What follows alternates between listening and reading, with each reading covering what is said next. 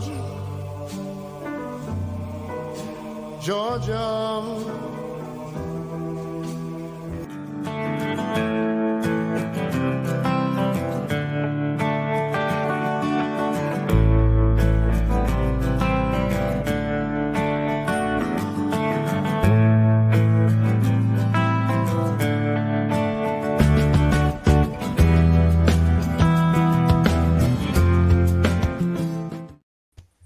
Hello, shooters, loaders, and casters. Welcome to the Georgia Shooting Connection Friday night live stream. Hope y'all had a great week. Scotsman, how's your week been, brother? Oh, not too bad. Good to be here. It's been a long week at work, but good to be here. And they got a surprise package, so pretty good day today for that. So good to be here. Good to see everyone out there in the side chat. Thanks for being here, brother. I got 2 surprise packages this week. Woo-hoo. We may talk about those and we may not, because I got a feeling the topic's going to suck up all the time tonight. How was your week, CW?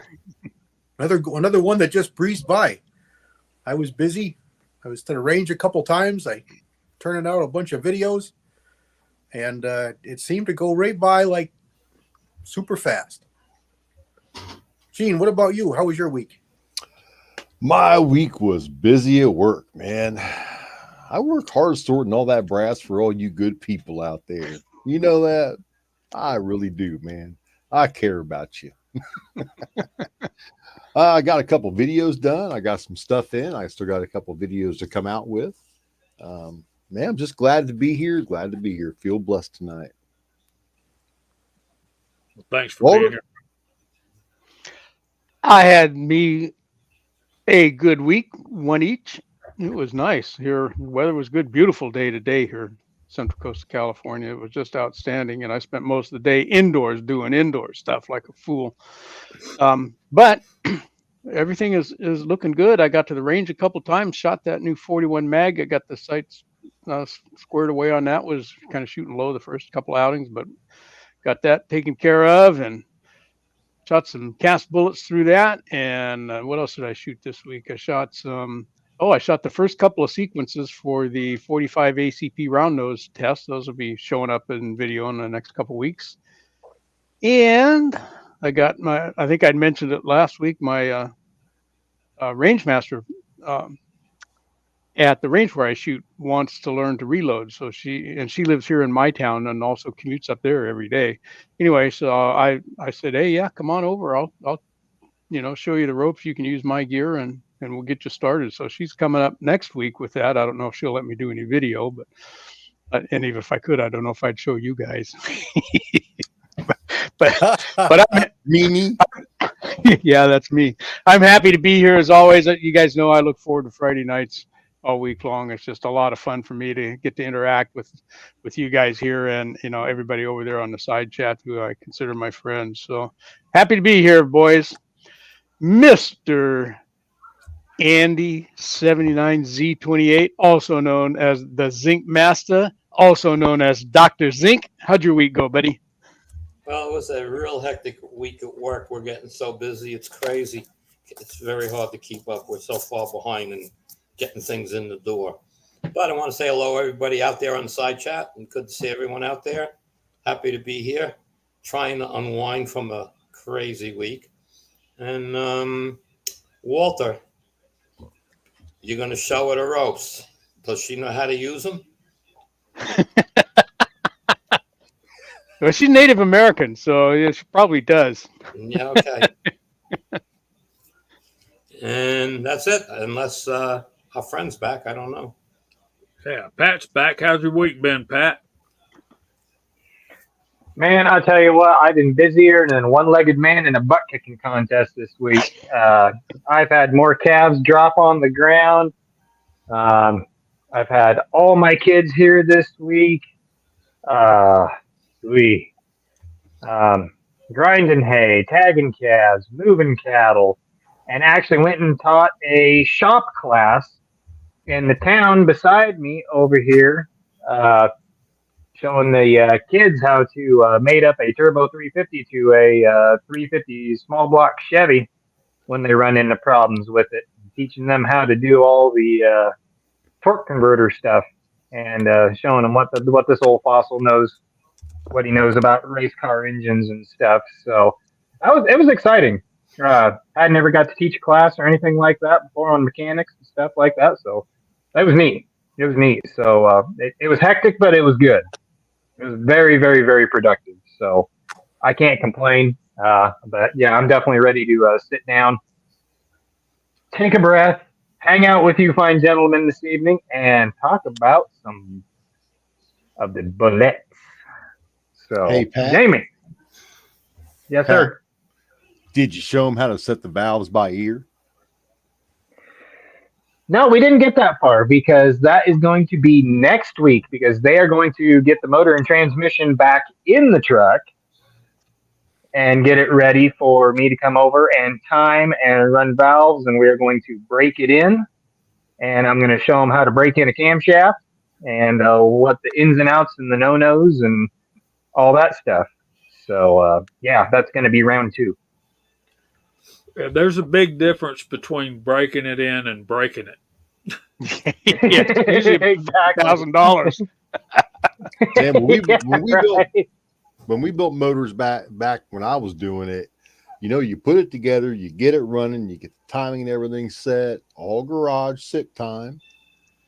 And the first thing you did was back it out onto the street and nail it.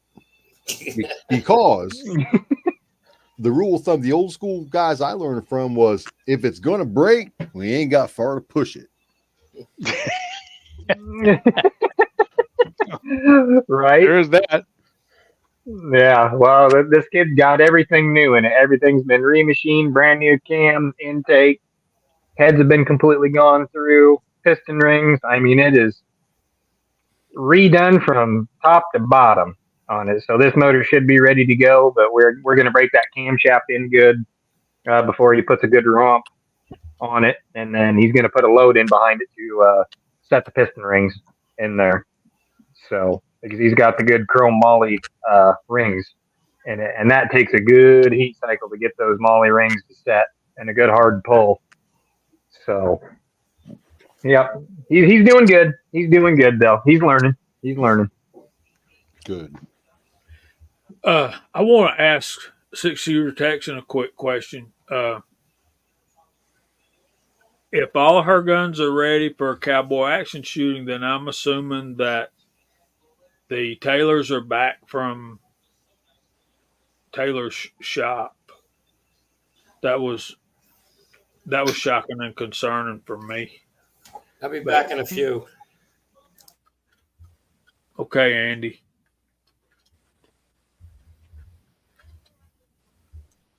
That's where we're at. And Andy was Andy's got his Rossi going on. Yeah, they are back. Cool. I hope it wasn't much wrong with them. There must not have been much wrong with them if they're back already. Did you see his video on the shotgun that he did this week, getting it all slicked up? Two videos, one on YouTube and one on Rumble. Yeah. I didn't see the one about the slick up work he did, but I need to watch it because I got to do that to this one back here. Yeah, the good part's on Rumble. Yeah. But he took that from almost unusable to, really nice operation. Yeah, it was stiff when he pulled it out. I saw the unboxing video, and then Yeah, it sure was. Wow. 3 on Rumble. Heck yeah, man. Yeah, 3-part series he did over there. It was a good one too. He did a good job with that. I think I just found him on Rumble. I'm trying to get my Rumble started up and getting it going, but I'm also doing X, Twitter. So I've got an account there. So if anybody else is on X, give me a follow over there.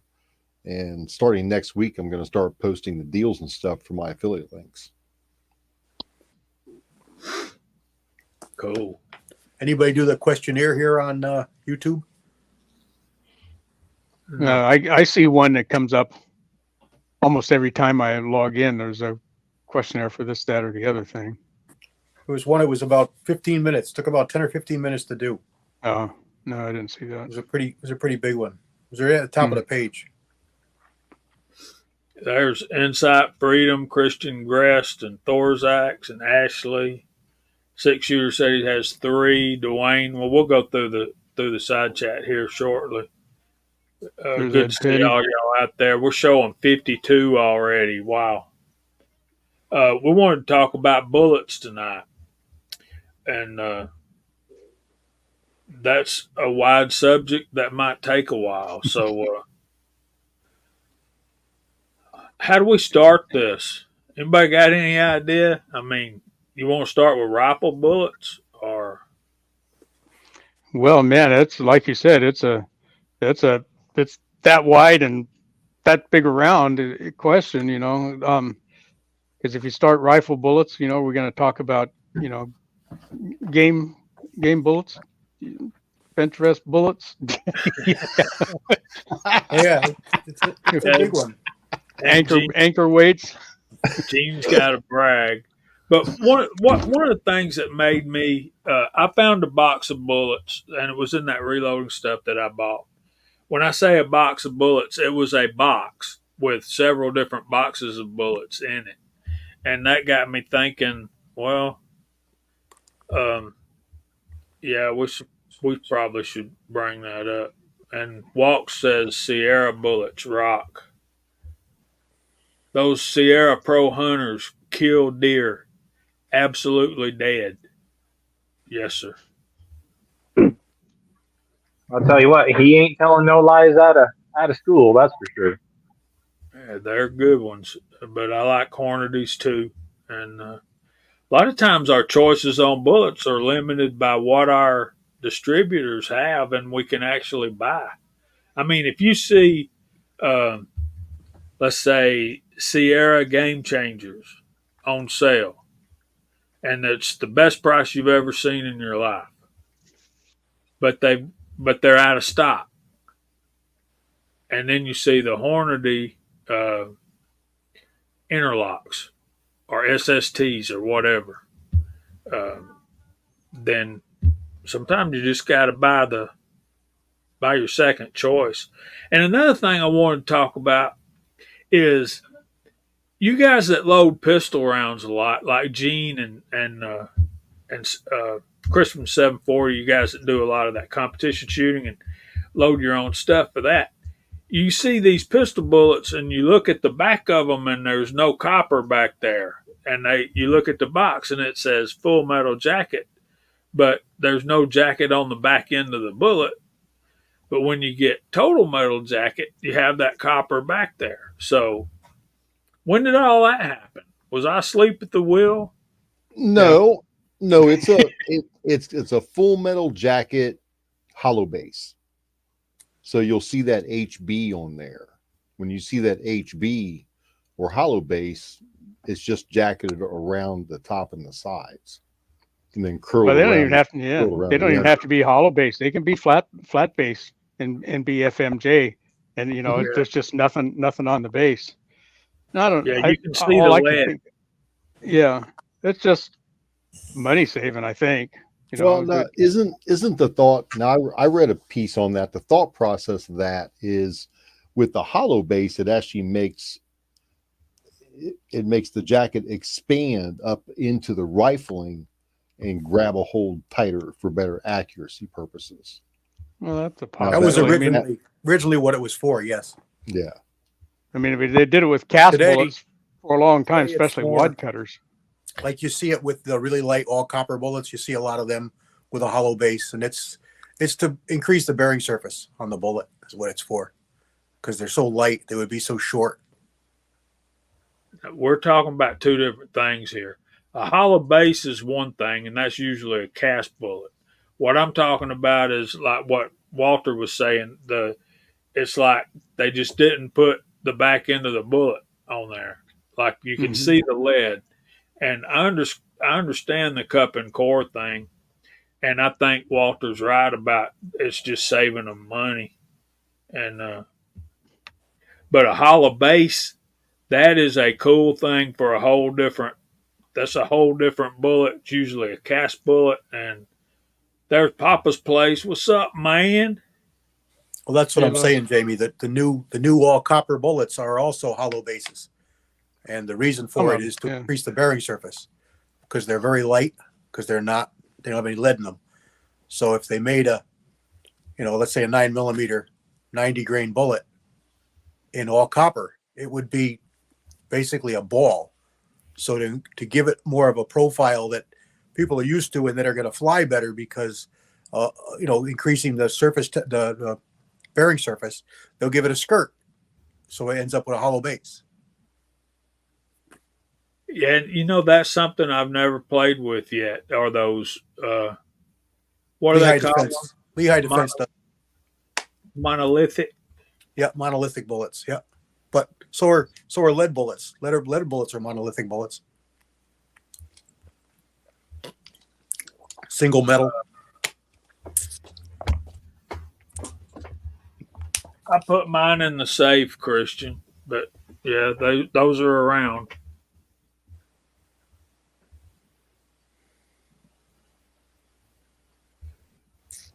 Yeah, see, that's a different whole thing altogether that I hadn't even thought about talking about is the copper bullets, and it's something we're all going to have to face because of the fact of the way they doing these non-toxic states. They're wanting nothing coming out of out of your bore or out of your muzzle that is in any way poisonous. So that cuts out a lot of your primer compounds, some of your powders, and you hope the powder all burns up.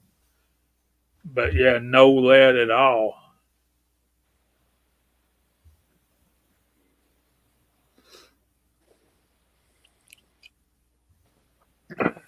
Yeah, I know a buddy of mine that reloads with the hollow base for a 357, and I help him out with that since I've got one.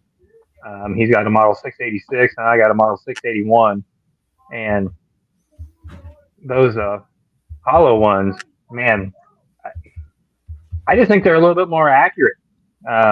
Those hollow bases for what just getting that better load tension and coming out of there, just a better gas seal, basically getting maybe a skosh more velocity on behind it. But we've always had really good luck when we reloaded with those. We really have. I think this is what Jamie was talking about, where it's not really cupped at the bottom. I mean, that's a pretty big bullet. That's a 230 grain bullet, but you can see the jacketing does come down and kind of skirt a little bit, but the lead's not cupped. It's not really hollow, but that's we see that it's basically a flat lead base, but there is a little bit of a skirt jacket around that. But we see lots of that, and that's what they call an FMJ, compared to if the bullet is completely encapsulated with copper, then it's a TMJ, total metal jacket. This semantics, I don't know where they came up with those terms, but Check this out. We got 2 birthdays this weekend, and one of them's on the panel. Oh man, how did everybody? Ah, dang it! I was hoping I was going to skirt by. That's because Kingpin is the man, and don't worry, we're not going to sing to you, even though we tried that a few times. It didn't work out so well. Yeah. Walk Fletcher's birthday today too. Yeah, so happy birthday to birthday Rick White, and happy birthday to Pat in the Bunker, and Kingpin. Thanks for the info. Walks Fletcher's birthday is today as well. Yep, he's on the side chat.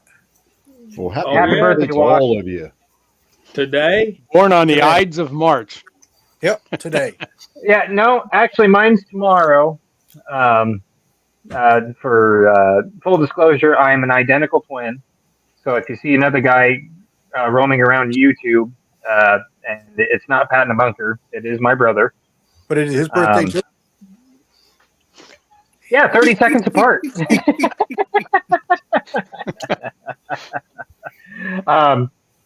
But no, actually, it is tomorrow. My mom tried to have us born on St. Patty's Day, but the doctor wasn't having it. So, yeah, we were born on the 16th. So, Well, happy birthday. My mom's birthday is tomorrow as well. She'll be 82 years old, and if she knew I told you all that, she would still Really? That's rumpus. funny, Jamie. My father's is the 19th. Yeah. Yep. So there's Hey, that. Ellie. I think he's going to be Well, 83 or 84. I have to add it Oh. up. So what's the military going to do if they can't use lead in their bullets? They'll probably still use it. Well, Yep. if the state bans lead, how are they going to use it? Well, they've shown us they do what they want. So Import it. Yeah. They'll exempt themselves just like they always do. Yep. So I guess if you're ex-military, you're exempt. yeah, that's a good one.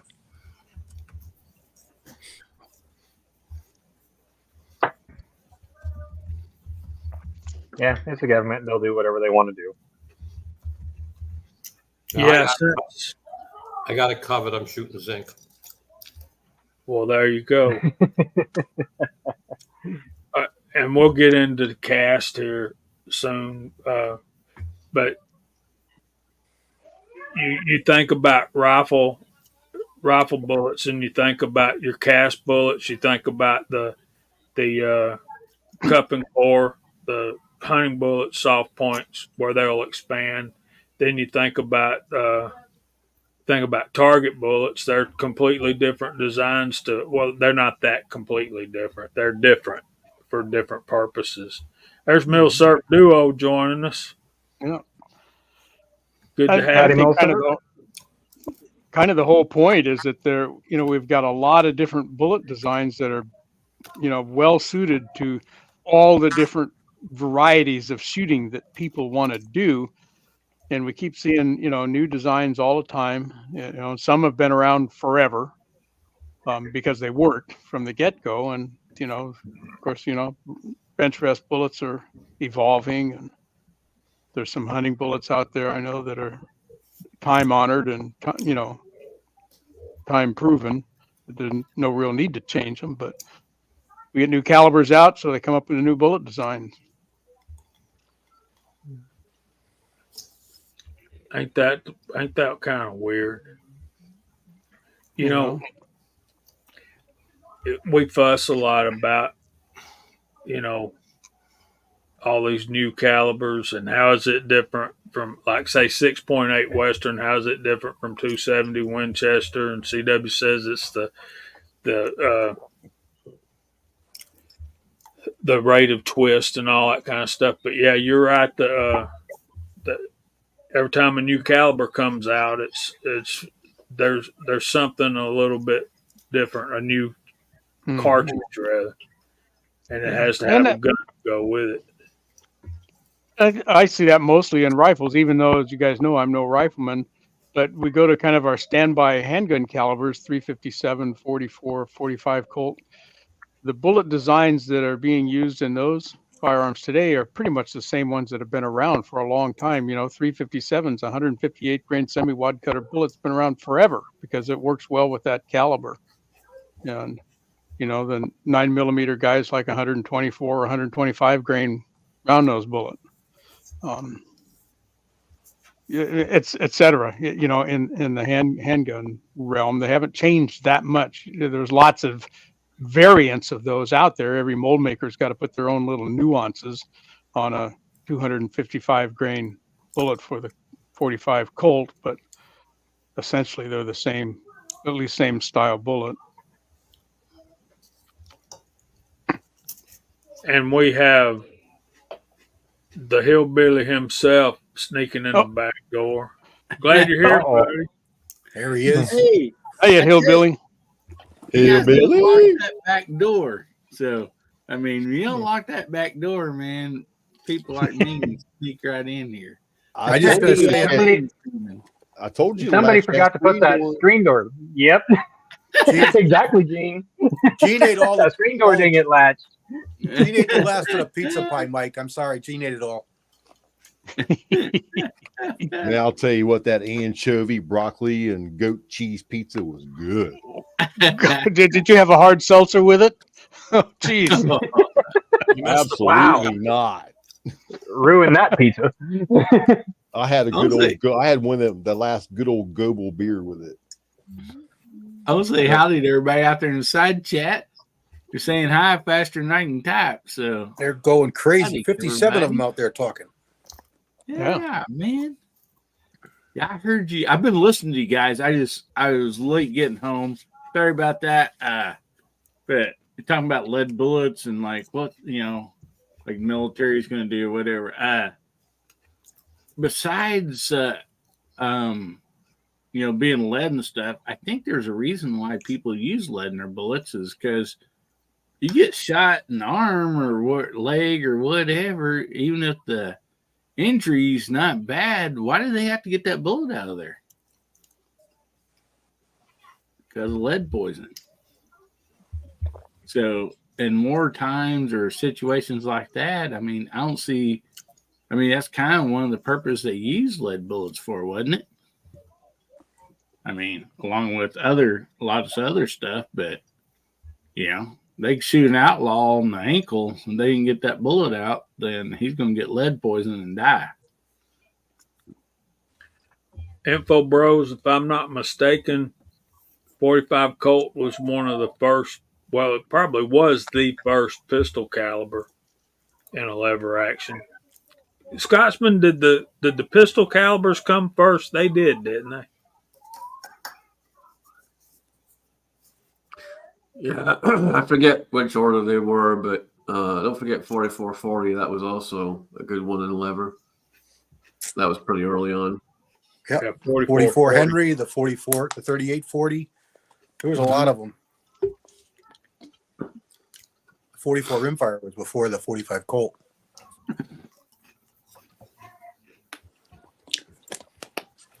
The Spencers. I mean, not the Spencers, the Henrys. Mm-hmm.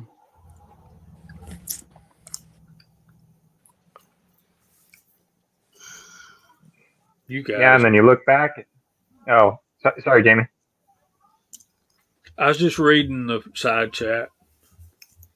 Oh, I was going to say it's kind of unique to look back on some of those calibers now and how many rimfires we have in small calibers, but not big calibers. Because back then that's kind of what they started off on, was a rimfire on a lot of different stuff, and never really took off or never took hold, versus an actual primer and everything on the bigger calibers and stuff. All you got is like 22. What's the biggest caliber that actually still runs a rimfire cartridge?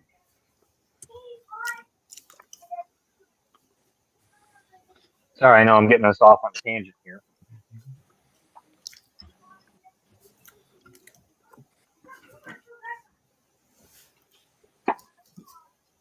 New Texarkans out there. He says 1860 Henry. And y'all have to forget Mike Hester, the rebel. Don't forget him, but consider the fact that he's still smelling the powder burning. And I do too at times, but probably always will. But it's kind of funny, ain't it? You can have military bases in every state, like Andy was talking about earlier. Whatever state it's in, military base is going to shoot whatever bullets they've got, and the state government ain't going to say a whole lot, and that's part of what the war was fought about. The federal government telling all the states what to do. Yeah, well, I could imply a couple of things that's going on right now, but I'm not going to get in those weeds. Yeah, we don't do politics. Y'all have had politics all week long, and by the time we get to Friday night, we're here to unwind and let our hair down. Yep, exactly. Who's got hair? I gotta get a haircut, man. Summer's coming. Yeah. on. Yep, me too. Most all of them were made in Miss Kitty were in Connecticut, Massachusetts, and New York. Yeah. In this country, anyway. Yeah. Yeah.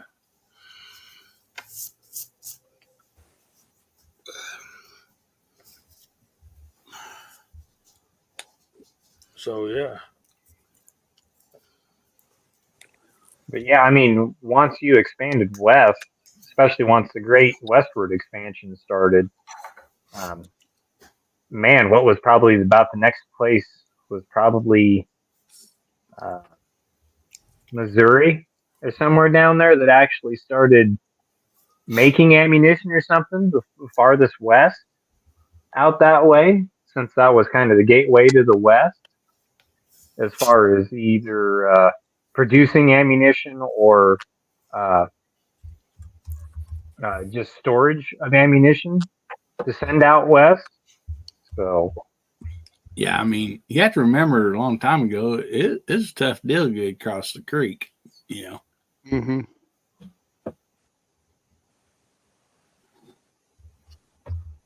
There's chessboard. Yeah, he's been in there a bit. Artak and Daughters is there. Yeah. Artak, I found out, is my neighbor. I got to ride up and see him.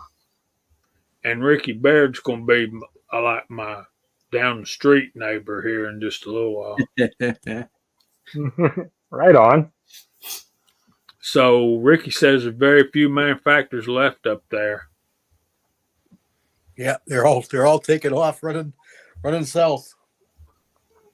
St. Louis is where the Hawkins rifles were made. And y'all got to remember, as we're talking about bullets, it's easy to get on the handgun, on the guns that they were fired in. But,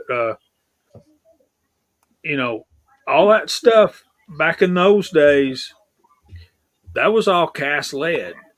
Does anybody know when copper plated or copper jacketed bullets started? I know when.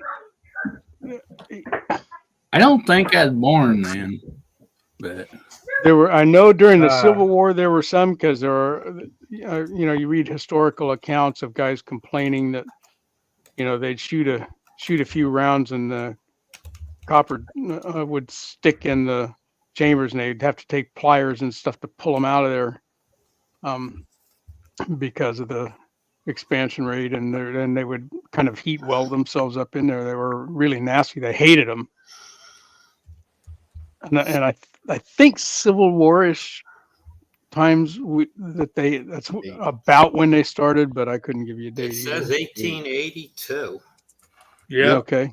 1882. A Swiss colonel. I was working for the Swiss Federal Ammunition Factory and Research Center.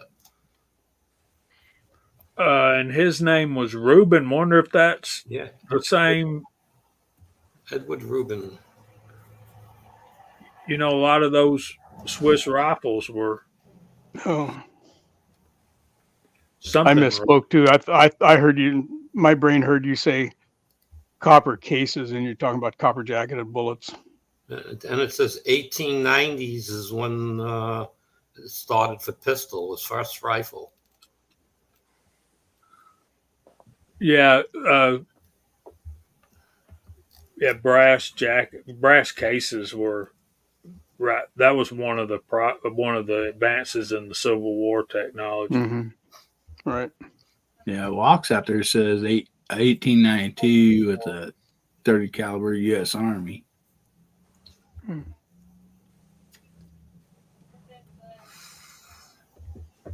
Well, Was that the 30 Craig?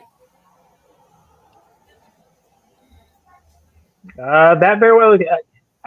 Wasn't it kind of a runoff between the Krag and the Mosin, because the Mosin had been in research and development for quite a while before it actually came out. The 9130, the world's most first mass produced military cartridge at the time. Gosh, I think it was either 34 Krag or the Mosin. I really do. I really think so. On a copper jacketed bullet. When you want to talk 3040 Craig, where's Ron Wayne at? Yeah, 30, Yeah, 30 right? US. 30 US is a 3040. They're the same. Okay.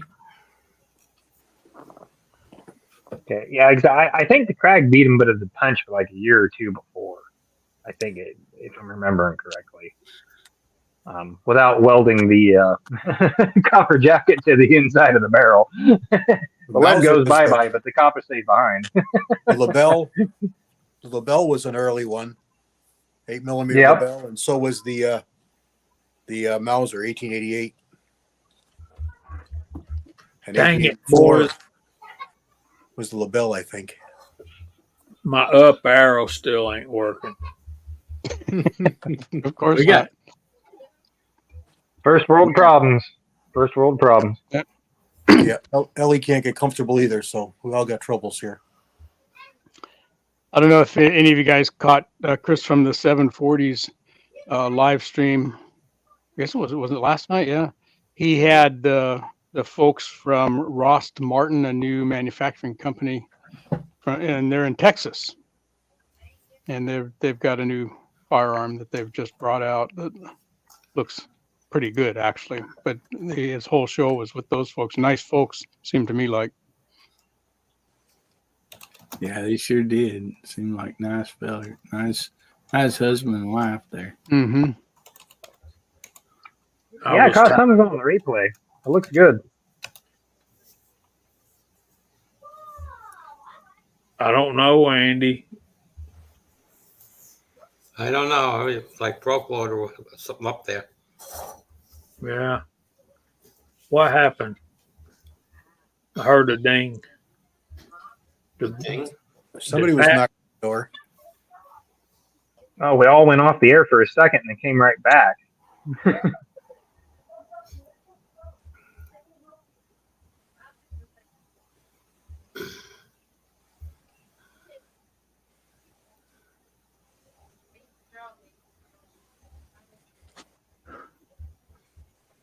Yeah. I know, Paul.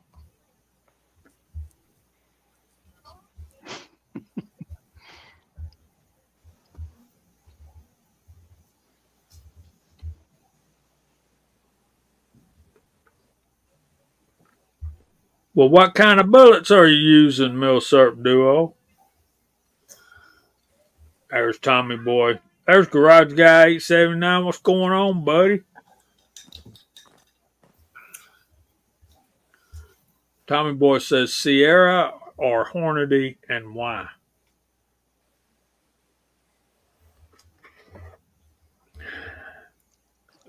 Do I have to start this? I guess. Mhm. I like them both, and I'll use either one that I can get at a decent price at the moment. My first bullets when I started reloading roughly 77, 78. For pistol, it was Spear. Those Spear Gold Dots are nice, aren't they? Well, I don't even know if they had gold dots back then. I know, but that's what a lot of the law enforcement guys are using these days, isn't it? You know, and for rifle, it was Sierra back in the day. That was my two favorites till I started casting. Casting changes everything. Boy, it does. Well, once I started doing competition shooting, the biggest thing I was doing was, well, I wasn't casting back then, but the hollow base wad cutters, but they were cheap. I mean, you got 500 of them for like, $25. I mean, it was cheap back then. Yeah. That's why I still have about 10,000 of them. My very first handgun reloads were with Sierra bullets, until I started casting. And really the only reason for that was the first manual that I could get a hold of at the time. And that's what I had. So I went with their bullets. And they all worked.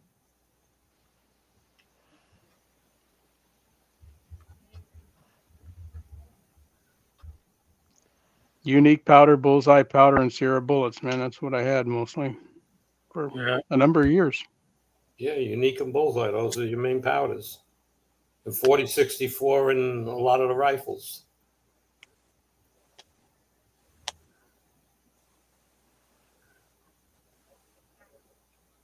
I don't know. It was. I think it was simpler when we didn't have as many choices. Yeah, and all we had was pencils and books. Yeah. No internet, no computers to lose their up arrows. And I mean, seriously, I just went in a book, picked a number 3/4 of the way up, and loaded a few and test fired them for accuracy, and played a little bit, found the best spot, and I've been using the same load since 1978. That's funny. Even bullseye, they talk about like loading wad cutters. We use 2.5 grains of bullseye. Everyone's saying it's like 2.8, 2.9. Some people tell you use 3.0. Is the new powder that different?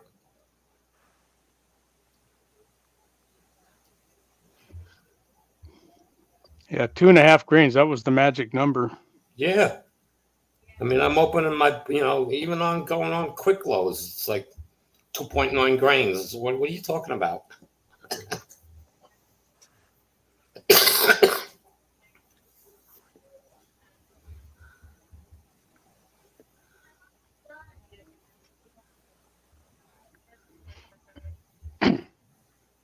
Chessboard, I don't know what the Rost Martin is, but I'm going to go look it up. Yeah, it's a new company in Texas. They're a startup company. They said on Chris's chat that they're working on getting onto California's roster. They got to pass drop tests and some other stuff that they got to do, but that'd be nice if we could have an additional made in the USA firearm here. It looks like just another clone. Kind of does. Doesn't use Glock mags though. Doesn't? Well, I guess it's based off the AREX Delta. I guess they worked with them a little bit. So is that who was on Chris from 740 last night? Yeah. Yeah. Kind of from what's taken it, I'm kind of interested. One thing, it's a family-owned company and right here in the USA, but kind of from what I understood, they're going after the SIG. Well, the slide looks a lot like my Beretta APX. And the Beretta, yeah. So it's not kind of from what I understand, it's not a, Gen 3 clone, like a lot of newer pistols are. They got the format changed some, and they said they've been testing it for quite a while. So it's interesting pistol. 15 round, 17 round mags. The only thing watching Chris shoot it, I just from me and Chris talking and all that, I wish the hand grip was a little longer. But I believe, didn't you say that the 17 round mag had like more of a, extended the grip on the pistol, I believe. So I'm kind of excited to try it out. I got enough plastic frame Wonder Guns. Last one I bought's that Springfield Echelon, and there's no other that really catch my eye after that one. And I just got that one to play with. But it's a sweet shooter. Hey, Mac Man out there, hey buddy.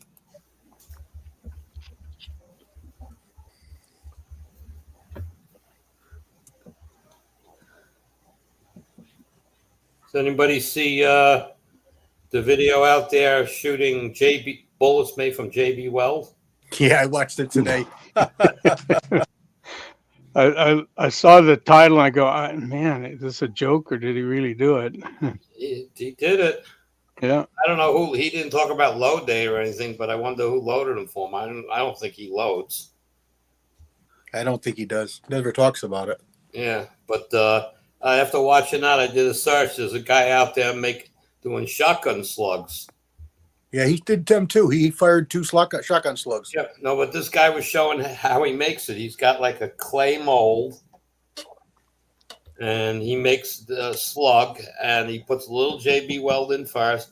Then he puts in, I don't know, the size of shot, small, tiny little pellets, and then more JB Weld, and packs it in good, and then more JB Weld till the little mold is filled up, and they come out, and you use clear JB Weld, and you could see all the pellets. I'm trying to figure out how did he cast? Because he pulled a bullet out that he didn't hit anything hard, and it looked like a Lee. It looked like a Lee tumble lube. Yeah. Yeah. Mm-hmm. And the 9mm round, I think it was. Probably just used a release agent in the mold and I don't know. poured I it guess in. so. I got an old mold that is not really good anymore, so I might try some. JB Weld works good in a lot of stuff. Well, there's newer JB Weld that dries a lot quicker, so it's like one guy was talking about. It starts getting harder after like 5 minutes. At about 12 minutes, you can handle it, but it takes another 8 hours for it to fully cure. But it could be interesting to see what happens. I've literally filled in scars in an engine, cylinder from a broken ring with JB Weld, and cleaned it all up, honed it, blah blah blah, and ran that engine for another year. So, yeah, JB Weld's something else. and they got different strengths of that too. Yeah. Mm-hmm.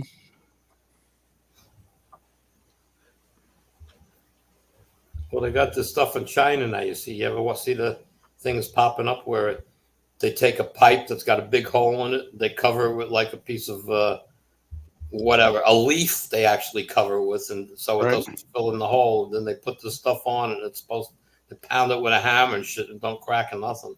So if that stuff works, that might even be better. And I happen to have some of that. I haven't tried it yet. You scanned the code off your TV, didn't you? No, that's Temu. Yeah, Temu. I've seen that stuff. I've wondered about that. That's what it was. It was like $4, and it's a double tube. It mixes as you squeeze it out. I haven't tried it yet. Yeah, a lot of that double tube epoxy works pretty well. We've used it in garages for years, different brands of it. Right. Well, to Mike Hester's comment, I do have some white Gorilla Glue that I bought by accident. I wanted to clear it, and I ended up getting the white. I might have to try making some bullets out of some Gorilla Glue. I mean, I have shot candy, jelly beans out of use those for projectiles. You could load those up with just a primer and shoot them in the basement. Hot melt glue. Hot melt glue was a popular one for a while. Shoot in the basement with primers.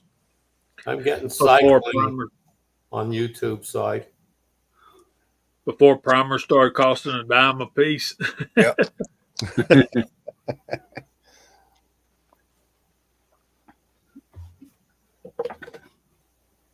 Is there ever going to be a way to make your own primer? Yeah, they're doing plenty of it out there now. Yeah, they're kits you can get to make the primer cup, and you can buy the compound and stuff. There's guys on MeWe, there's a channel with that, and these guys are big into it. They're giving you the chemicals and percentages and mixing information, and Oh, it's and then it's NOE molds has made primer cup repair tools, and all kinds of stuff out there already.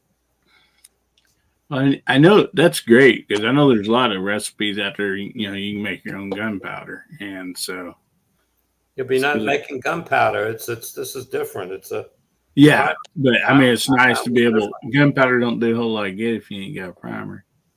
So that's awesome. Dang, Mike. Mark out there. The rebel strikes again. I miss you, buddy. I need to come up and see you.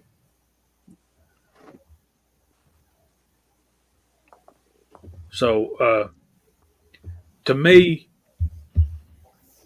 the primary difference between rifle, target bullets, and hunting bullets is number one, the expansion. Number two, the way a hunting bullet is designed to stay together, and a target bullet is designed to cut through the air better. And when people started shooting these long ranges and started, let's face it, a target bullet, all it's got to do is poke a hole in paper as far as holding together and expansion and all. It don't have to expand. It don't have to do anything, but I think they would. I think they do. I know some folks that hunt with target bullets, but I would never do it. And I think that's what's led us into high ballistic coefficient bullets as well. Agreed.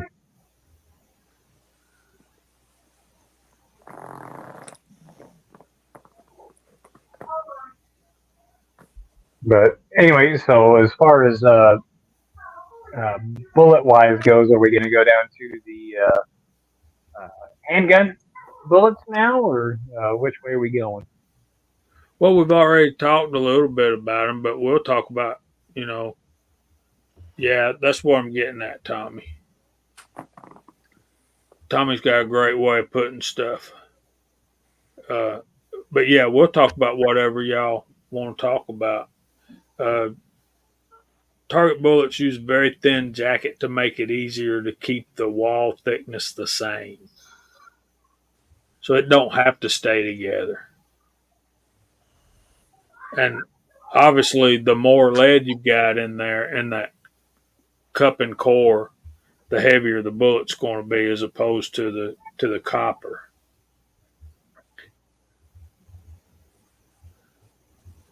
Walks Fletcher says Match Kings work great on coyotes.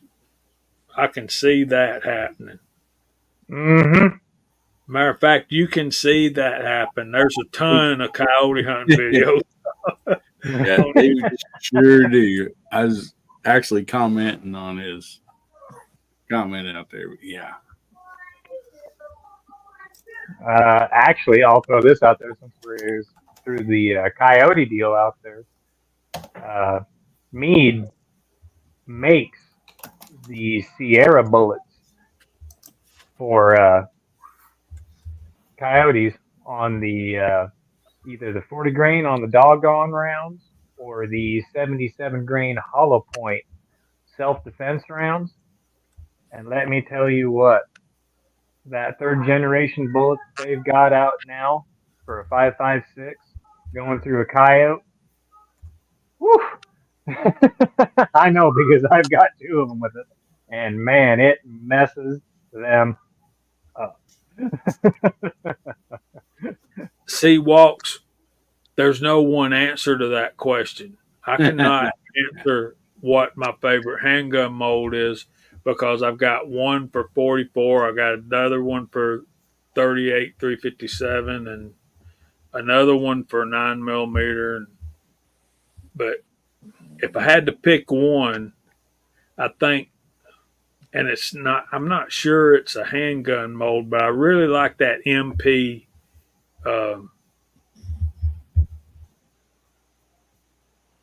hammer, 359 hammer, because I can use it in so many different things. I can use it in 38, 357, 35 Remington, and 350 Legend. And Yeah, that's see, a heck of a question, man. That's you look at someone like Walter or CW who's got drawerfuls of molds trying to pick one. That's a heck of a question right there. yeah, and then you've got also on the panel the other side of that, and Andy, who's found like one for each thing that he really likes, and that's all he needs, and that's all he casts with. So That's it. I mean, well, again, I'm shooting zinc, so it's a different world. Casting and shooting zinc bullets, and is part of the picking of the bullet is the final weight for the caliber you're shooting. On that note, I'd like to ask Walter, since he's done his Moldy Mondays for so long. Is there like a mold that you come across on that like it may have been your first time to cast that bullet and stuff, that's kind of turned into kind of like one of your favorites? Is there something that stands out to you that you're glad that you did that, because you're like, man, if I wouldn't have done all this Moldy Monday, I wouldn't come across that? Can't hear you, buddy.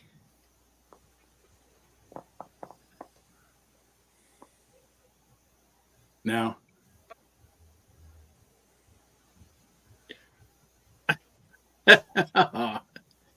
Tim S., there is no good bullet mold for 223 Remington 556. And I think it's not that. That's incorrect. I don't think it's the I think it's the AR-15 platform. No, again, it's you got to get a lead bullet, has to be very hard. If you ain't hitting 18 to 20 BHN in lead, it's not going to work. I'm doing zinc, and I'm using, what are they coming out to, 33 grains, 35 grains, somewhere around there, out of a 62 grain mold, something like that. And those suckers are shooting good out of anything I fire them out of. And who else? It's I forget about. James Pollard shoots them too, out of his AR. So you just got to find the load for it. I'm shooting them out of my bolt, but in my bolt, I'm using much more reduced loads because there's no need for the higher, pressures and stuff to work the action. So I can load those a lot lower, so it's more enjoyable to shoot all day. But I got plenty loaded for the AR, and I go out and, I don't shoot 200 rounds in it every time I go out. I'll shoot 30, 50, put that gun aside and go back to the bolt. I need to buy myself that mold 7.62 and Tommy Boy. I think I owe it to myself. Mike says, man, this up arrow thing's about to drive me insane. Go all I together, know. together and get Jamie an up arrow. First world problem. Mike says the groundhog shoot is less than a month away, so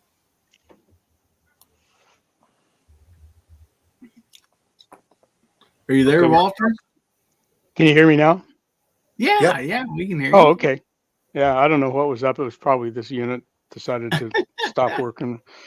But anyway, to answer that previous question, yeah, there have been a couple. I was sitting on a couple of Hensley and Gibbs molds that I'd never cast before, that I kind of liked. One was a number 73, which is a 145 grain for 38 special. It's a nice bevel base bullet. It's easy load, shoots well, and it's in between that 125 and 158 grain range, so you can send them out pretty fast.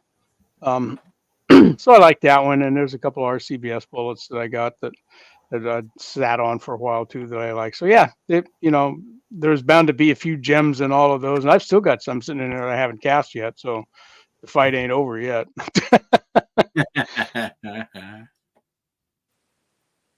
I'm kind of partial to those Hensley and Gibbs molds, though, just because they're old, you know. Hey, if it works, it works. Yeah, some of them aren't any better than modern molds, you know, partly because a lot of the modern molds were copied from them. But Tommy boy, what mold are you using for 223 to load zinc with? Yeah, 'cause I'm kind of on the same page. A buddy of mine that I help mold and cast and everything, he would like to know too. Definitely interested. Okay, I'll check that one out. Not zinc. Right. He's 15 BHN though. He's got a good mix going on there. 65 grain NP.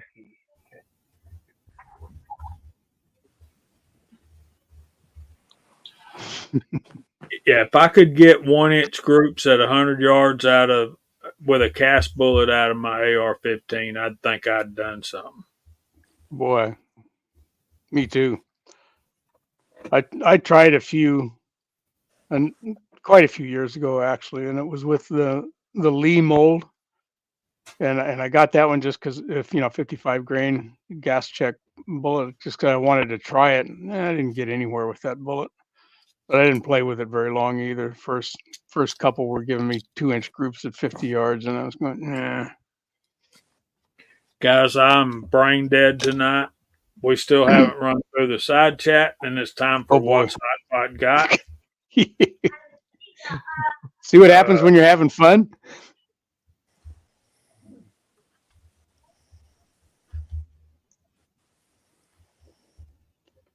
You ready, It's okay, Gene? Gene. It's been a long week. Gene, are you ready? Yes, sir.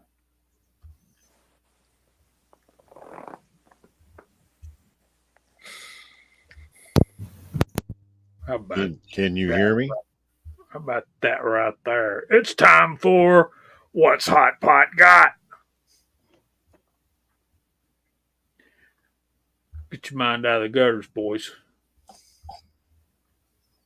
Check him out. Ah, there we go. You don't have to be Irish to enjoy the Irish festivities, people.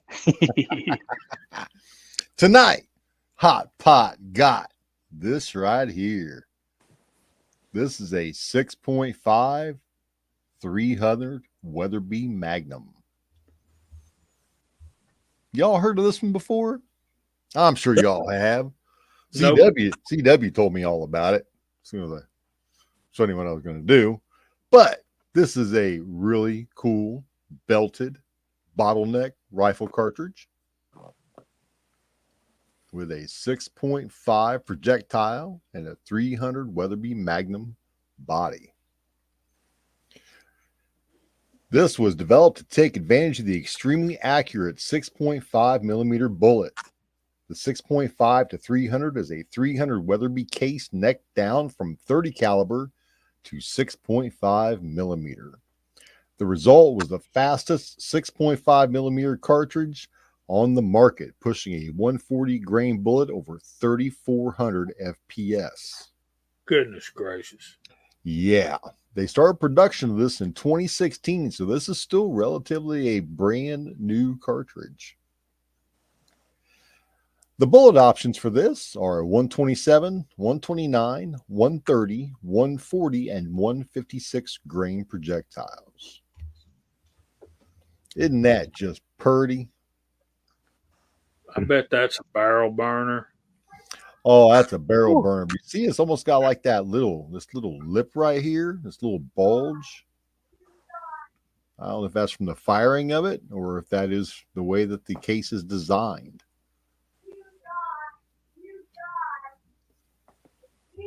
What say you? What say you, CW? That's some anomaly with that rifle. Anomaly with the rifle. It's chamber. I thought that was pretty interesting. I seen that come through the sorter, and I was like, there's next week's Mhm. piece of brass. hmm That Now, is what Hot Pot's got, and I wish everybody a very safe, happy, merry, jollyful, and fun-filled St. Patty's Day. Cool. Very Thank nice. you, Gene. Ah. And Timothy Burkett asked, "Are there any CZ guys or gals in here?" Nope, none. That's a Scotsman question. What's a CZ? Is that a new version? Is that a new STD? I had a couple good looking shotguns. People don't know that most usually, but And they're relatively nicely priced. oh yeah. And I mean really good looking stuff. My local club has 2 Terran Tactical 12 gauge shotguns for sale, and those things are $7,000 a piece. Used. I just look at them and shake my head and walk on. Now I got to get that book.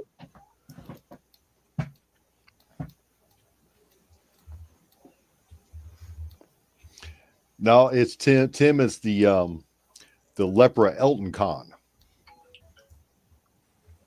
That's what that is. And I did that just Nice. for you, Tim. I knew you'd like it. Oh, hell. We got lots of CZ fans in there.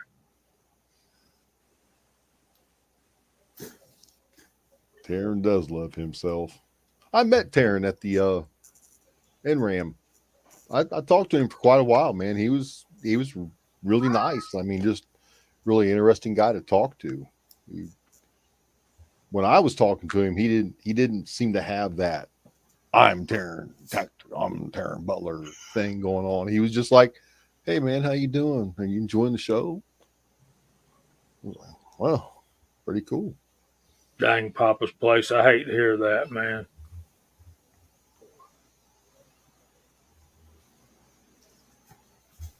Well, then it's a day to remember the joy that he gave you while he was here Yep. and think about it positively. Yep. Definitely a day of remembrance. There's no need for negativity during a loved one's death date. There should only be positivity. Yeah, well, he didn't say he was negative. He just said it took on a whole different meaning for him.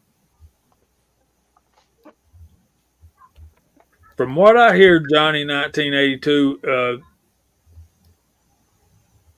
yeah, they're in charge of Colt, but from what we're hearing most of the most in rumors anyway, is that Colt's pretty much running CZ, and that that's a case of the tail wagging the dog. You heard anything like that, Scotsman? Yeah, there's a few different things that's been tossed around as far as that. About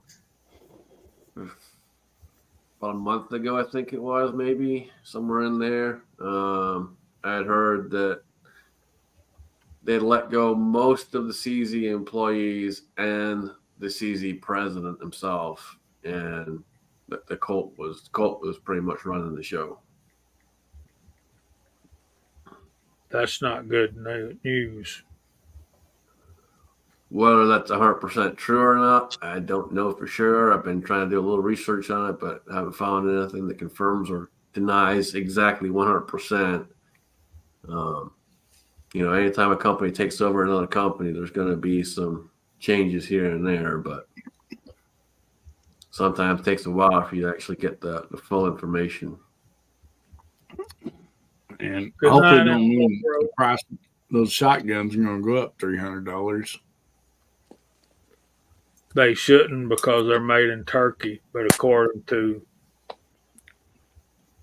CZ's specifications, as always.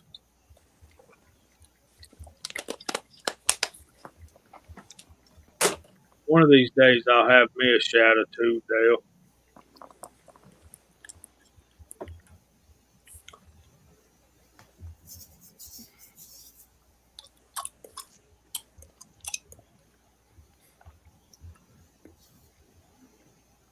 But my 75, I did a video on it, and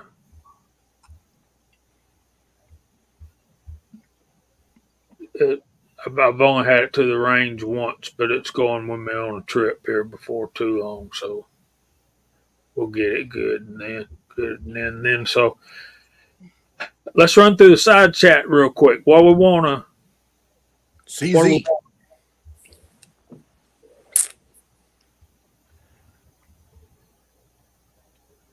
quit trying to read my mind, Pat. CZ will do well. We can all type in CZ. It's quick. It's easy. I can read it. That's important. And we're off the page, and my up arrow don't work. First world problems. First world problems.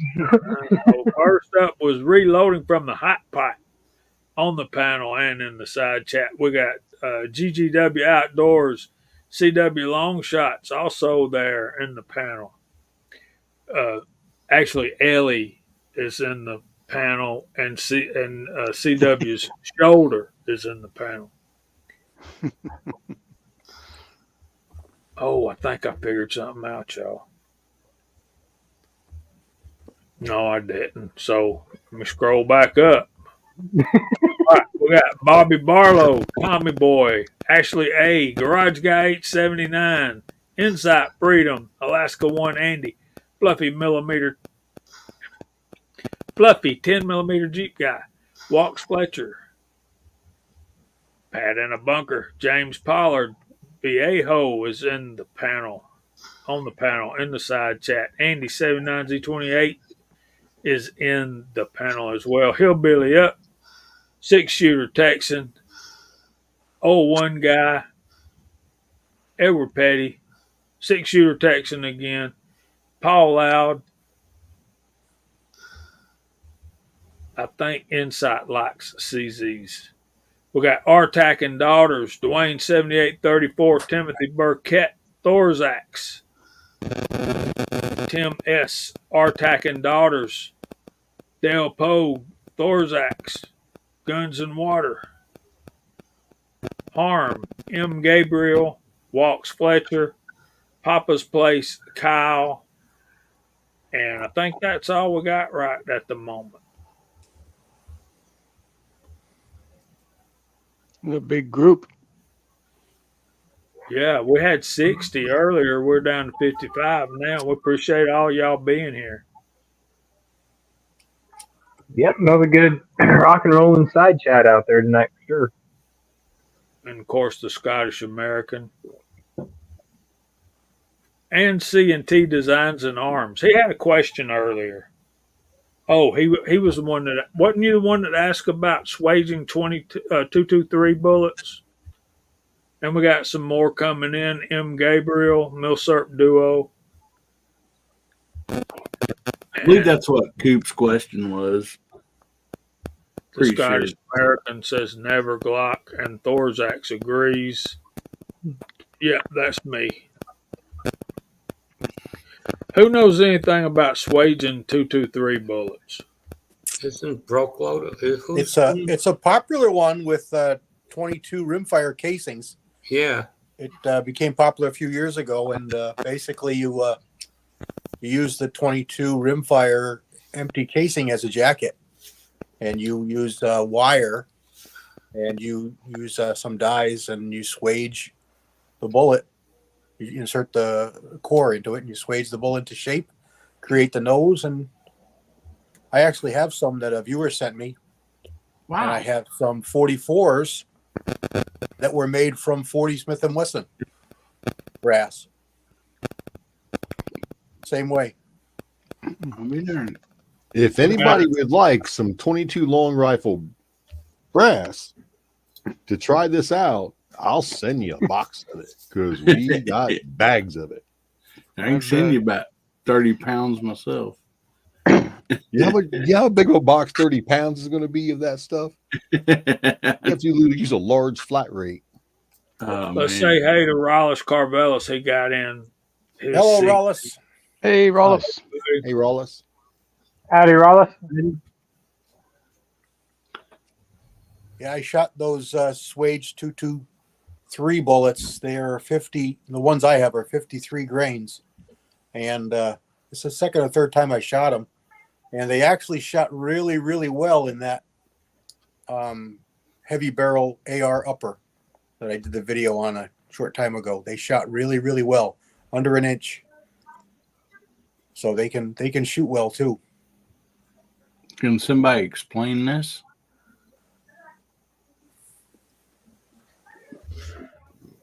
Johnny 1982. Have you got a video on that?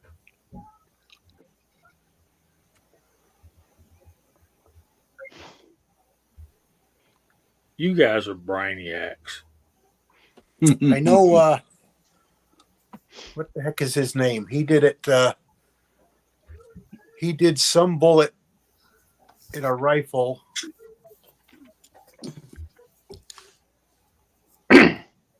Rifle case, he filled it with lead and then he just shot it as is. But I'm trying to think of what he shot it. I want to say he shot it in a Mosin, but I don't remember what the case he used was.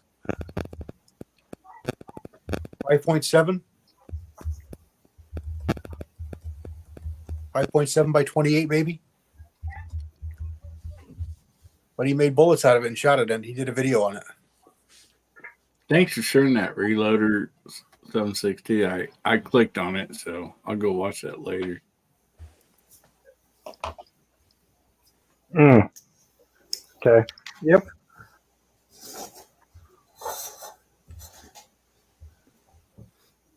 Good to know. Yeah, it worked. I mean, I don't know if I would do it as a regular thing, but what they do with the rifle and pistol cases, they anneal the brass first to make it really soft. I don't know if they do that. They must do it with the rimfire cases too. I've never done it. I've just seen it done, but I don't remember the annealing process. But they definitely anneal it because the brass is pretty hard, and they make it as soft as they can for the jacket.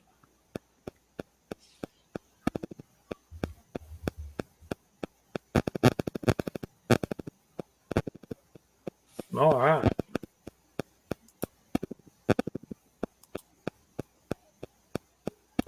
That's so wild.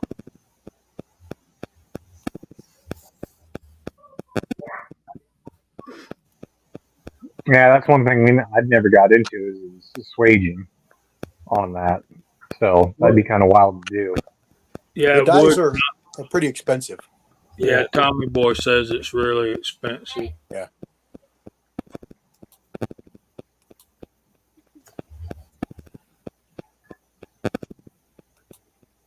Look at here, we got AR Patriot 1776 out there. What's going on, buddy? Hey, AR, how you doing, man? Hello, Elliot. Hope Hey, you buddy. get your car back pretty quick, man. I know you've been fighting with that mess for a while Yeah. now.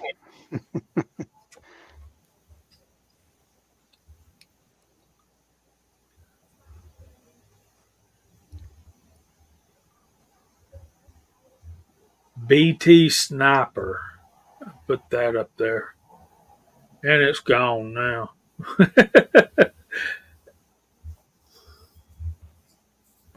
Tommy Boy says BT Sniper makes dies to turn 9mm cases into 40 cal bullets. Yep, that's another one that's popular. Mm-hmm. Well, you know, now that 40 is falling out of favor,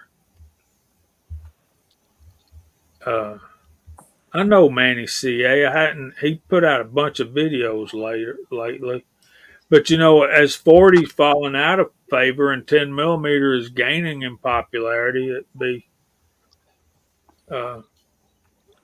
useful.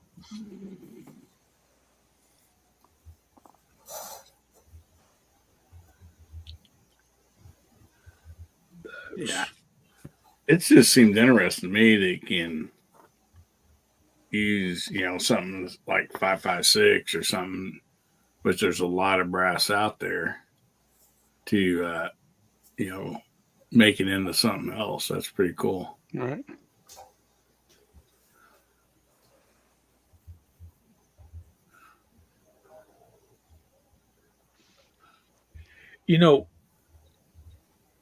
Every time we go to the range, we're running a whole bunch of 5.56 and 2.23 cases. I mean, you're stepping on them. You can't move at the range without it. Or is that just my range? No, that's everywhere. Yeah, that's A lot of the sorry, guys Walter, like go to ahead. shoot them. If you're not a reloader, they're a relatively inexpensive rifle round. And if they're not reloading, they fire and forget. They leave them. The Yeah. only brass that's on at my range is rimfire. Everything else is picked up. There's steel 223s and 7.62s, but no brass. There's no brass at all. Even the rimfire, we got a couple of guys that come and pick up the buckets.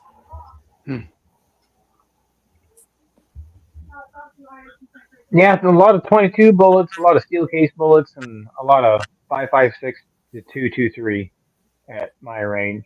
And I'm a member there, and we usually go pick up there at least once, if not twice a month, just to keep the range picked up and clear. And man, I'd hate to say how many buckets we've got in the shoot house there because it's just wow. Yeah, that's same in my range, but there's no way I could pick up that much. I mean, I'd need titanium knee pads. Somebody needs to come out with a magnet stick that'll work for brass. Yeah, we've all dreamed that dream. Then you can always find that last piece of brass, spent casing that you can never find. You shoot 10 rounds, you're only going to find 9. Yeah, if it's 9mm or 45 ACP or rimfire or even 223, you don't really, it's not a big deal if you lose a few of them. But some of that brass is pretty pricey. Stuff that I shoot out of handguns.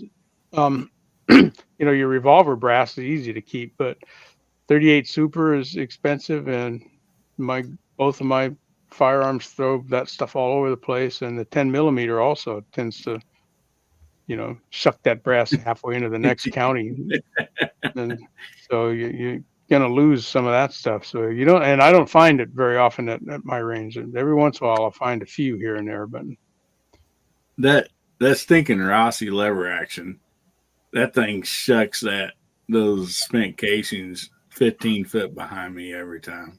You got to change the spring. One spring and the problem goes away.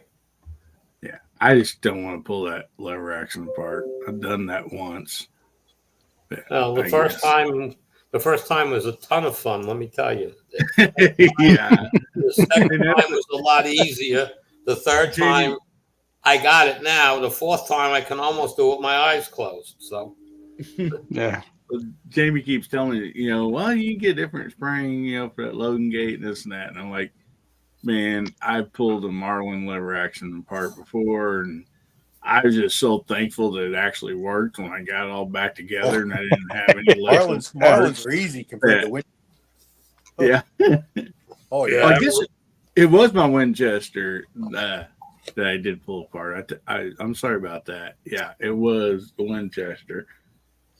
One of my first hunting rifles, and I thought I was going to have to go talk to my dad, and he was like, "Hey, can you help me?" But I didn't have any leftover parts, and it worked. So That's a good thing. Yeah. So Walter, you like shooting your 38 Super a lot? Yeah, I do. I shoot only cast bullets through them. I got two of them. I got the Rock Island full size 1911. Then I have a commander sized Kimber. And again, in California, we're beggars, and so we can't be choosers. There aren't very many that are approved. Those are the two that are approved in California: Rock Island and the Kimber commander size. That's it.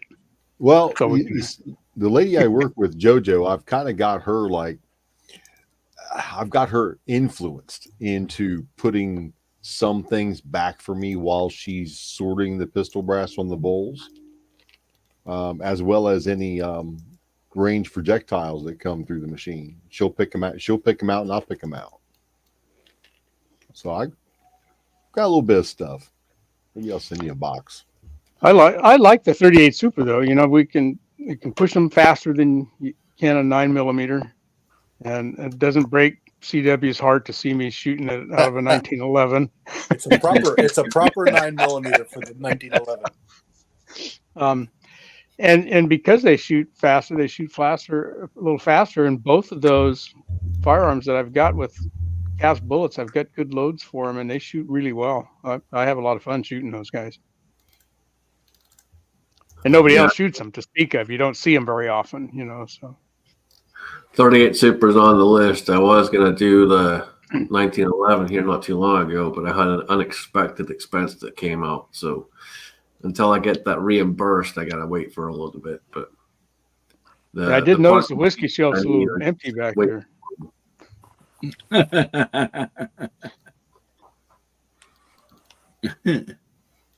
Well, I was saving up enough until I had enough brass to buy a 38 Super. But since I've got her influenced into picking it out and putting it into another little box for me, I got quite a little box of it. I'm in pretty good shape right now too. Like I said, I've got my range master lady keeping her eyes out for stuff that I need, and she's doing a good job with all that stuff so far. So she just now figured out what 38 Super looks like, and so she's hanging on to it. So I'm doing okay. You went and bought a big bag of it too when you got the first Super. I did. Because I was going to give you some because I got a pile, and you said you already bought it. Yeah, I got a big bag from Starline. Starline, thank you. Yeah, I bought 1,000 pieces of it.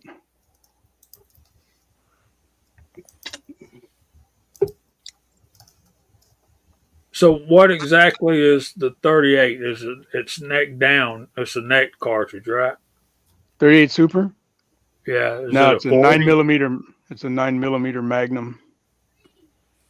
Shoots 9mm diameter bullets Just out of a longer case. Longer case. Yeah, I was gonna say it's a longer case essentially.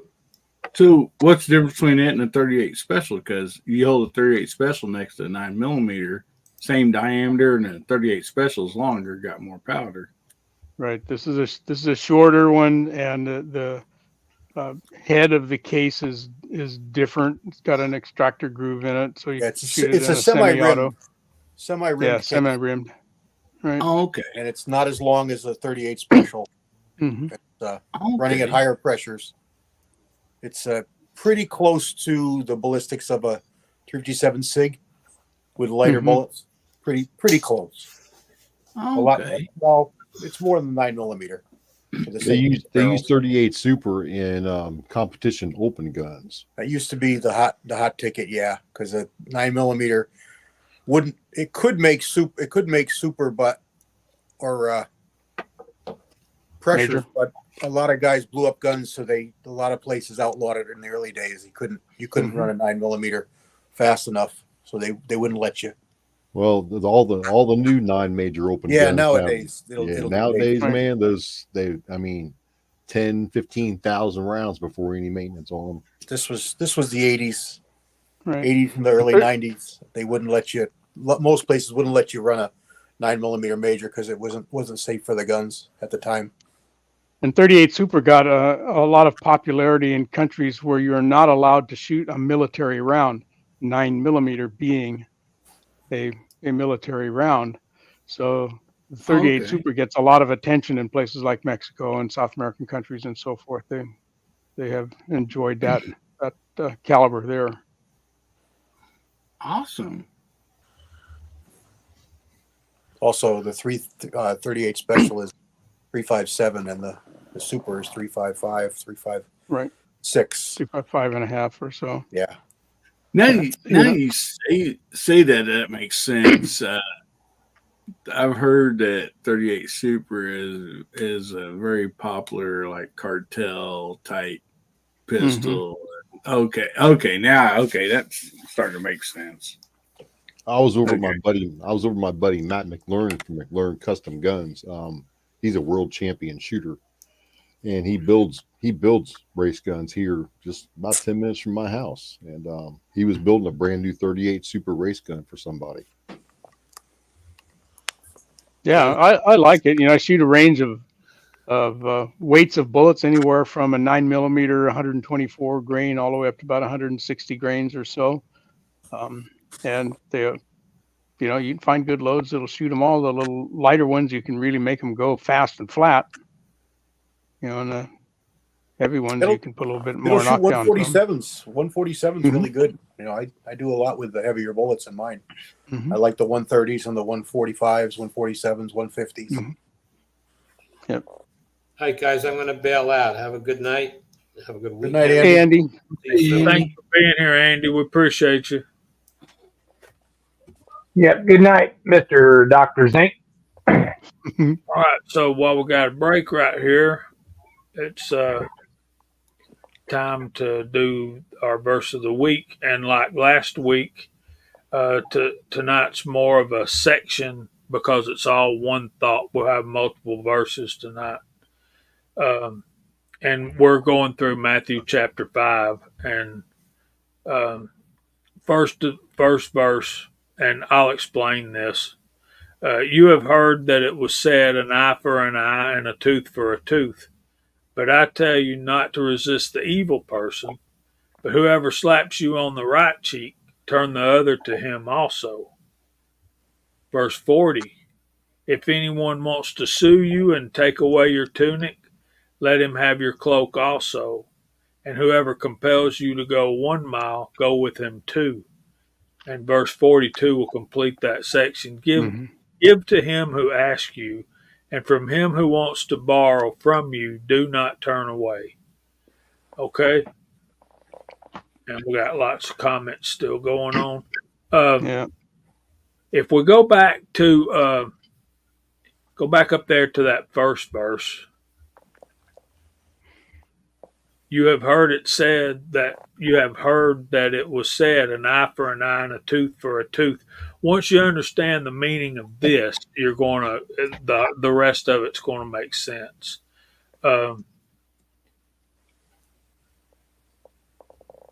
What's going on here is, this is from Exodus 21:24.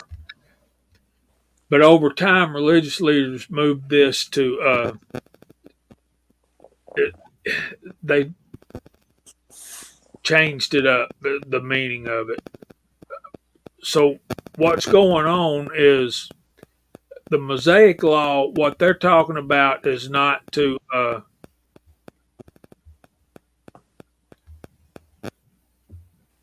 he presents the fullness of the eye for an eye law. See, what it was really doing was putting it did teach eye for an eye and a tooth for a tooth. But what's going on, Jesus presents the fullness and how the idea of limiting revenge extends into the principle of accepting certain evils against oneself. See, what God meant in the Mosaic Law was if somebody pokes an eye out, you can't stone them to death. If somebody knocks your tooth out, you can't kill them. And it was putting a limit on civil government. But what they turned it around to mean that it's okay under God's law to build up these animosities that you have against a person, and then when you've had all you can stand, you can hunt them down and kill them. That's not what God meant. It was meant as a limit against the civil authorities for putting too heavy a punishment on violators of certain rules and laws. So, with that in mind, it kind of makes you, it helps you to understand more better what he's talking about here. I tell you not to resist the evil person. He's saying don't take any revenge at all. If somebody slaps your right cheek, turn the other one to him as well. Uh, don't hold that animosity in your heart against somebody. If somebody wants to sue you, take away your tunic, give him your cloak also. Whoever compels you to go 1 mile, go with him 2. Okay, at the time Jesus is living in Jerusalem, well, in Israel, and he visited Jerusalem quite often. They were under Roman rule, and there were times when the Roman authorities or the Roman soldiers would draft somebody to carry their gear with them for 1 mile, carry their gear for them for 1 mile, because you got all that gear is heavy on a guy after a while, but they would require regular citizens to carry their stuff. And I think it's obvious what he means here in verse 42. Give to him who asks you, and from him who wants to borrow from you, do not turn away. Help everybody we can. Don't harbor evil in your heart. And remember, vengeance is mine, saith the Lord. I will repay. Comments? Did I Sure. explain? I get it. Yeah, go ahead, Walter. I get a little bit of a different take. Still the same at the same root, but what I get from this one is that if there's a person who is treating you this way, he's got a black spot in his heart or in his mind someplace, and running away from that isn't going to help him out at all. Why don't you show him that there's no good reason for him to sue you or for him to want to take your jacket from you? Say, no, I'll just give it to you. Don't worry about it, man. And you want to walk, let's walk this tough road together. Let's not be at each other's throats over this petty kind of stuff. And then maybe that would help lighten that guy's load a little bit. No person on this earth's life is meaningless if you help to relieve somebody else's burden on this earth. That's a part of the meaningfulness of your own life is, as Jamie was saying, to help your brothers out. Before you want to fight this person, take a look at it, a little bit deeper, look through his skin, see what it is that makes him want to fight you, and come up with a better solution. There's probably one there. Yeah, before you help your brother get the splinter out of his eye, make sure you got the log out of your own. Yeah. When you start hunting somebody down because you want vengeance, then look around and see who you've hurt before you lash out. Exactly. And well, actually, this just happened to me the other day when I was going to a big city to get an appliance the other day. I'm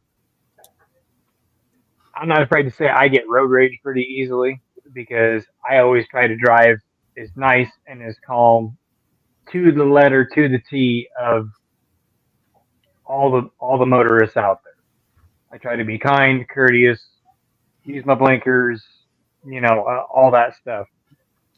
One guy came in front of me and cut me off, didn't use his blinkers or anything, and I was just about ready to lose it. And I said, nope. I said, I'm not going to do that. He will get it down the line. He's not going to get it from me. 2 seconds later, a cop pulls up beside me, saw the whole thing happen, swirled in behind him, and pulled him over. I didn't do anything, and I was just like, nope, he got it. He got it. This one time where somebody just, I was about ready to fly off the handle because I road rage easy. And I was like, nope, I'm just going to let it go. I just let it go. And I think that's kind of one of the lessons in there is if somebody does something like that to you, it's not worth hanging on to and being PO'd over. When we were in school, it was always the second guy that threw the punch that got caught. Right. Yep, But I exactly. feel like I need to talk. I need to address Walk's comment, and he's not wrong. We're talking about two different situations, though. What he's talking about is government, and government is and how they address each other. That's a total different situation than how we should relate to each other as human beings. And you also got to remember that when God's talking to individuals, he's talking to Israel. He's talking to people that are supposed to be brothers and sisters. He's not talking to governments. But when we look at Israel as a government and we look back at God's command for them, particularly in Joshua, when he commanded them how to go and possess the land, it was to drive all the other people out. And Walks, you're absolutely right on that situation. They've given to the Palestinians and the other people of that area until they ain't got no more. They ain't got nothing else to give. And the reason for that, in my mind, and y'all may think I'm crazy, but they didn't obey God back in Joshua. And if they had, then they didn't. They probably wouldn't be in this situation today. Very true. And Thorzak's got some good comments here too. Hash out your differences. Don't let stuff fester. Let me tell you something, guys. I ain't got time or the energy for hate. I'm too old, I'm too sorry, and I'm too lazy. I ain't doing it no more.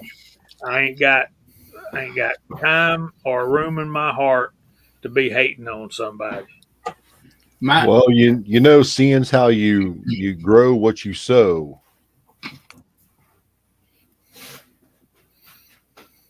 Yep, very true.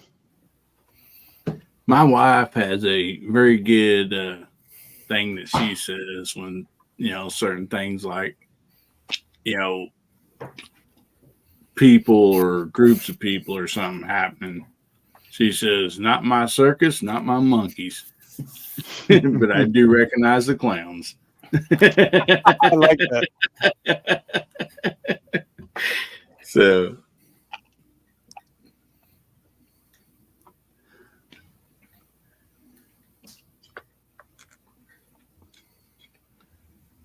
You ain't wrong, Johnny. These are facts.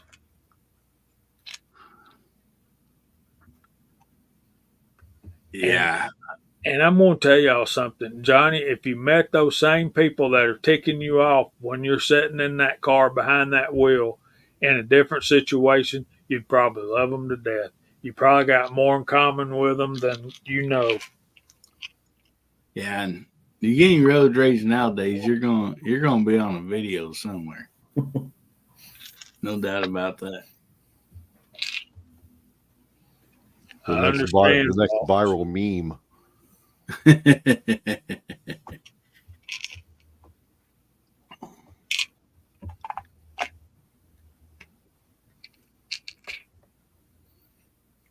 But out of all those verses you read there, Jamie, there's not a statement that goes along with that is it ain't always easy. Nobody said it's easy. Gonna be No, doing that. Gonna be doing that. you're exactly right. A lot of the guys were saying that's a hard road to walk, and it is. It is. Mhm.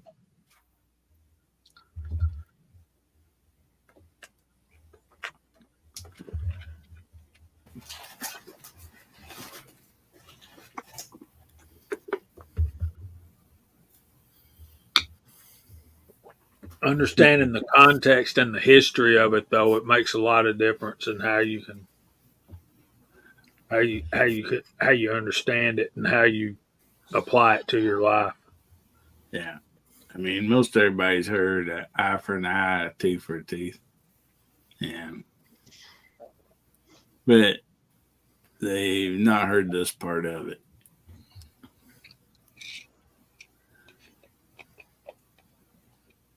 Right. My motto of life used to be I don't get mad, I get even. I think we all still have periods of that go through our, that kind of wander around through our life's pathway.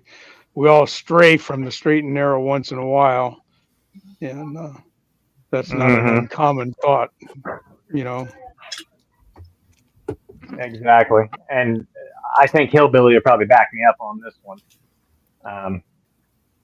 When I was racing, there was a really good bit of information my dad told me. He goes, he's not beating on you on purpose.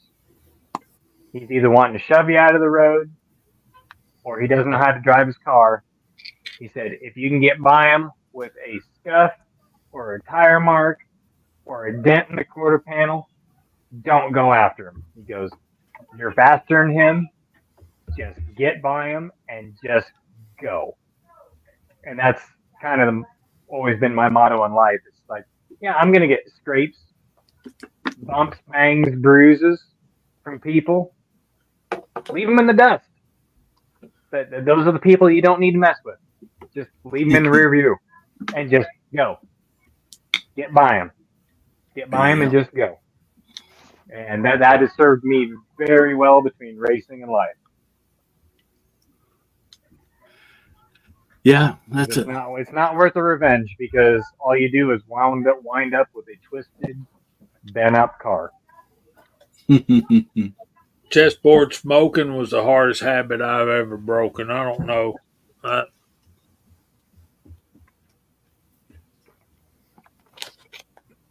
That's the thing. Smoking's a hard habit to break. And it's not the smoking, it's the addiction to nicotine. Yeah, it's rough. Yeah, and if you give God an even chance, He'll give you the strength, to get through those situations. Just, think about it a little bit. Yeah, there's times that, I say a lot makes somebody's day better, man. There's some times that you don't feel like making somebody's day better, But yeah, my grandmother always tell me when, we was talking, or somebody said a while ago about thoughts or whatever going through your head. One thing that I never forget, my grandma said, yeah, those thoughts are going to go through your head, but you don't have to study on them. She said, if a bird lands on your shoulder and is pecking on your head, well, you don't have to just stand there and let that bird peck on your head. You just, swipe him off and go about your business. And she was referring to thoughts, in your mind. So, yeah, there's nothing wrong with those thoughts. Yeah, there might be something wrong with thoughts, but just because there's a thought does not mean that, you can get rid of that, Yeah, some days I'm just not in the mood to make someone else's day better, but I'm also never in the mood to make someone else's day worse. Right. It's nobody's problem but mine. Yeah. and I don't like to put my problems onto other people. And to a certain extent, I think that's a learned skill. I think all of us can think back when we were much younger and our fuses were shorter, and it felt like you had to do What something fuse? about this, right? And it took me a long time to get past some of those kinds of issues, get to the point where I feel like I am today, where I can say, let that go. How does that stack up against the rest of your life that you got going that's really good right now? My life's great, and every respect. Why should I let somebody else's issues drag me down? Maybe I can help them out instead, But so I think that takes some life experience to get to that point. When you're younger, we're working hard. Chad's over here saying how he had another long day. He has long days every day, and Pat's got a lot of long days and going, and he's younger than some of the rest of us too. And it's easy to just get worn down trying to take care of a family and trying to take care of a job. And those of you who got livestock, trying to take care of the stock too. That's a third entity all in and of itself. Or if you got crops that need to be, that kind of stuff, that can weigh you down pretty heavily. And so you need something. You need your faith. You need your religion to help steer you straight to get through that. But it does, I think, get better with your own age, providing you can live that long. You live long as me, guys. You've done right. All right. So, Mark Thomas, we ain't heard from you. Welcome, buddy. Thank you. I just kind of snuck in here a little bit late. So, you on the? How do you deal with this stuff? It's taken a lot of years. Deep breath. Just let them go on. In 3, 2, 1. Hey! Hiya, Mario. Hey, buddy. I think we actually started and stopped about the same time tonight. Maybe we should have tried to sing "Happy Birthday." No. This is the thing, and then we'll move on back to our bullet talking. And it's like there's days we don't feel like this. We don't feel like praying. We don't feel like reading our Bible, and we don't feel like making somebody's day better. And we have a hard time finding anything in our lives to be thankful for. But all you got to do is look around.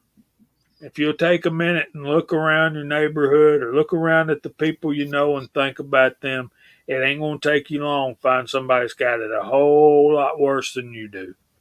And when you start looking at that, then it's easier to find the things in your life to be thankful for. And when you don't feel like praying, you don't feel like reading your Bible, you don't feel like thinking about anybody else, but you do it anyway, that's when God really takes notice of what's going on in your life. That's when the angels are actually in awe of us. You got to think about this. Angels were created by God, and they've lived in heaven in the presence of holy God their entire existence. Correct? Yet and still, knowing, seeing him up there, 1/3 of the angels went away. They rebelled against the holy God. So when we believe and we pray and we thank God for all the ways he loves us and blesses us, then that's when the angels are up there just absolutely freaking out, man. How can they believe in something they can't see? And you have a special place in the eyes of the Lord. So I guess we need to start wrapping it up, huh? I'm preaching. I'm sorry, y'all. Not at all. We all Mark. use it for sure. Mark, you got here, and it's already time to leave, man. Yeah. No, I didn't want to miss it completely. Well, we're glad you're here. You want to tell us what you got coming up this week first? Well, Well, not too sure what's coming up this week. Seth and I are up north here in the Poconos for an airsoft event tomorrow. Oh, nice. Yeah, he's been looking forward to it for quite a while. I'm looking forward to it. I'm going to be helping out. I'm not going to be playing this time, but we're going to have a good time. And next week's going to be a busy one. So we'll see what we have coming out, but I don't know that it'll be much. So we'll just pass it right along to Walter, I guess. Sure, I'll be quick. I got kind of my typical stuff. We got a Breathe a Few video that went out today. And next Monday, instead of Moldy Mondays, I've got this 45 Auto series going. So we'll have the next episode of that coming up, and a Trigger Pull Thursday. And I'll get some range time coming up next week too. And I've got my range safety officer coming in on Tuesday to learn how to reload. She wanted to know about reloading. I said, I'll teach you. Come on over. She lives in my town. So we're going to start that up this week and see how that goes. Yeah. So what are you making her for dinner, Walter? I'm making her nothing. She offered to bring me all the brass and lead and stuff that I could use, to, cast the bullets that she's going to reload. And I said, sure, that's a good deal for me. And, Awesome. You come over, use my gear and whatnot. So that's going on here. We'll see what she wants to do and how far she goes with it. Pat in the bunker, what do you got going, man? Well, I just want to say thanks for having me on tonight again, Jamie. I appreciate it. Yeah, I kind of found my new home for Friday night along with y'all. I definitely enjoy it. Man, as far as what I got coming, something really big is coming on Monday. Hopefully I can shoot some video of it, and I'll just leave it at that. It's going to be outside, but anyway, everybody's laughing. But anywho, yeah, hopefully get to do some videos on that once that thing lands. If that tells you how big it is. But anyway, as far as gun videos and stuff like that, hopefully I get some more coyote videos and stuff like that filmed here after a bit. We'll just see what happens. Like I said, I'm in the thick of it right now with calving and cattle and everything. And spring planting is going to start here in about another month, and fertilizing and spraying and everything. So yeah, it's going to go from patting the bunker to patting the tractor here pretty quick.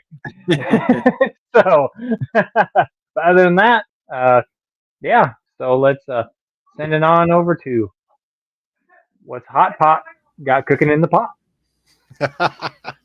Thanks, Pat.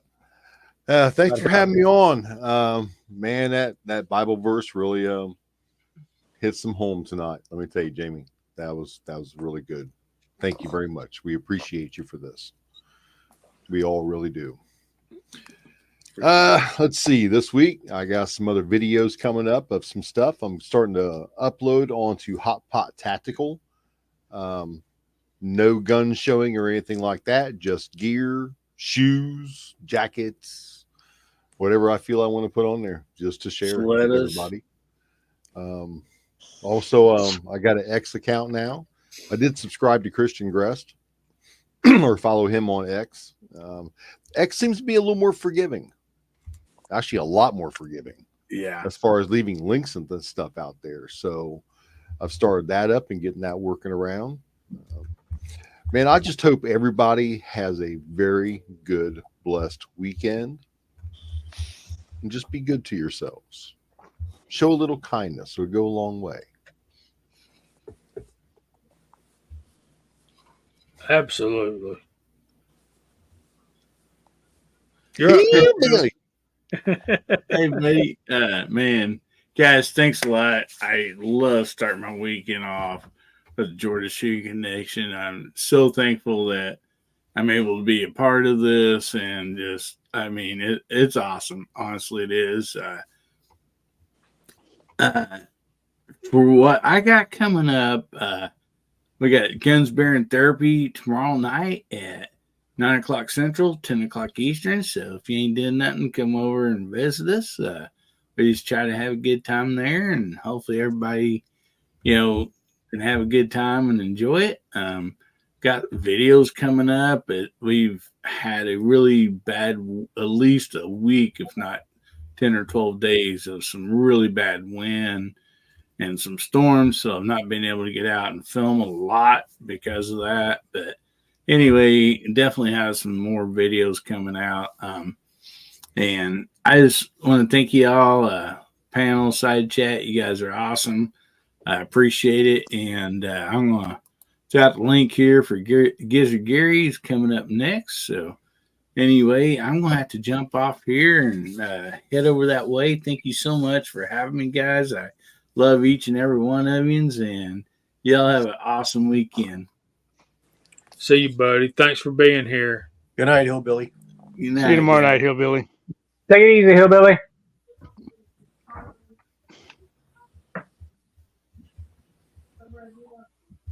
He gone. CW, you going next? Sure. I got a bunch of videos I'm working on. I've still got a video a day all last week, and I'm all out through the next week already posted. So we're going to have a video a day for the short term anyway. I got a couple more optics being sent in to test and evaluate. So I'll have a couple more videos on that. I got a really nice one from my buddy to look at. That's coming up in, I think the 19th, that one's going to post. That's a Collis scope. That's a really nice one. Really, really nice. It's an older scope. I hope you enjoy that one. And I got to the range. So I got some range footage. And I'll be going again this week. Hopefully Sunday I'll get over there again. I got a couple more things I want to do. Calibers I want to ring out, and loads I want to get on paper and video. So I got a couple of different things going on there. And spring's starting to pop here. We got the flowers are starting, and things are warming up. And we're going to have a colder week next week. They say we're going to be in the 40s again, but the weather's supposed to be nice as far as sunny and pleasant. So but Mother Nature's waking up, so springtime's coming. Hope everybody has a great St. Patrick's Day. I saw 64 in the side chat. That's great. Great to see everybody. Great to see everybody on the panel. I had a really good time, and a really good verse tonight. It's a tough one for a lot of people. That turn the other cheek part is a real hard one for a lot of folks. So all you can do is try. Do your best, and try and do what all our mothers told us, which is treat others like you want to be treated, and keep that in the back of your head. You'll do all right. Scotsman, So thank you for being up? here. Oh, you're welcome. I'll always be here if I can. Good to be here. Good chat. Lots of good conversation in the side chat. As far as what I got coming up, I got a package from that guy. So we got some 9mm bullets in the mail. I got some. These are NOE 356 135, and then I got some Lee 125. So we'll be adjusting the press and getting some of those loaded up. I was running a little bit low, so unfortunately I can't cast right now. I'm having a little bit of issues, and that's a whole nother story. So, but he heard that and hooked me up. So, brother, thank you. I do appreciate it. It'll help me out for a little bit. So, thank you. And other than that, it's good being here. Good to see everyone. And man, bullet conversation can go on for days, weeks, years. So if you guys have more questions on bullets, if you have more topics of the bullets you want to hear about, things like that, let us know, because that's something we can talk about a lot on here. But always good to be here when I can make it, so I do appreciate it. Well, thank you so much for being here, brother. And I thank everybody in the side chat. Thank all you guys in the panel. And we hope the Lord blesses y'all all real good. And if he's willing, we'll see you next Friday night at 8 o'clock. Say goodnight.